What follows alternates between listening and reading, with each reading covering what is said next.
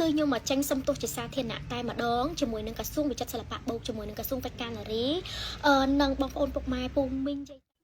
ក្តៅចែកការចេញវីដេអូសុំទោសទៅកាន់ក្រសួងភ្លាមពាក់ព័ន្ធនឹងរឿង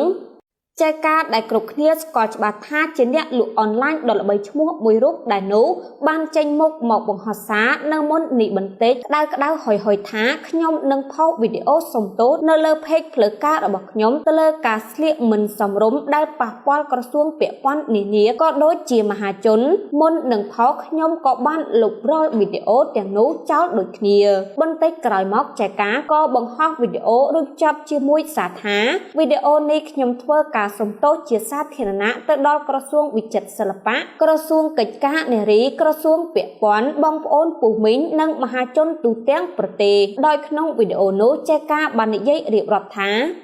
គឺខ្ញុំមកចេញសុំទោសជាសាធារណៈតែម្ដងជាមួយនឹងក្រសួងវិចិត្រសិល្បៈបូកជាមួយនឹងក្រសួងកិច្ចការនារី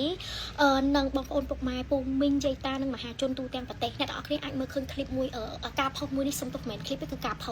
ផុសមួយនេះហ្នឹងក៏ខ្ញុំឃើញហើយក៏ខ្ញុំទទួលស្គាល់នឹងការសោកស្ដាយមែនទែនដែលខ្ញុំស្លៀកពាក់ sexy លើដែលធ្វើឲ្យប៉ះពាល់ទៅដល់តម្លៃស្ត្រីខ្មែរអាប់អោនទៅលើតម្លៃស្ត្រីខ្មែរមើលទៅអត់សមភ្នែកមហាជន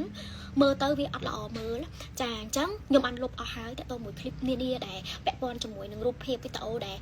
ស្លៀកស្ប៊ីកាឌីស្លៀកអត់សមរម្យហ្នឹងគឺខ្ញុំបានលុបអស់ហើយមុននឹងធ្វើវីដេអូសុំទោសជាសាធារណៈនិងសុំការលើកលែងពីបងនិងមហាជនទូទាំងប្រទេស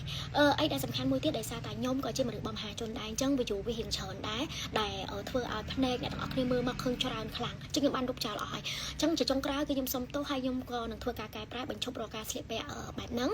ហើយក៏មួយទៀតអរគុណសម្រាប់បងប្អូនក្តីស្រឡាញ់ក្តីចូលចិត្តក្តីអាណិតកន្លងមកហើយក៏អរគុណដល់មហាជនដែលតែងតែស្រឡាញ់គ្រប់គ្រងខ្ញុំតាំងពីដើមមកខ្ញុំសន្យាថាខ្ញុំអត់មានការស្លៀកពាក់បែបហ្នឹងទៀតទេអូខេអរគុណច្រើន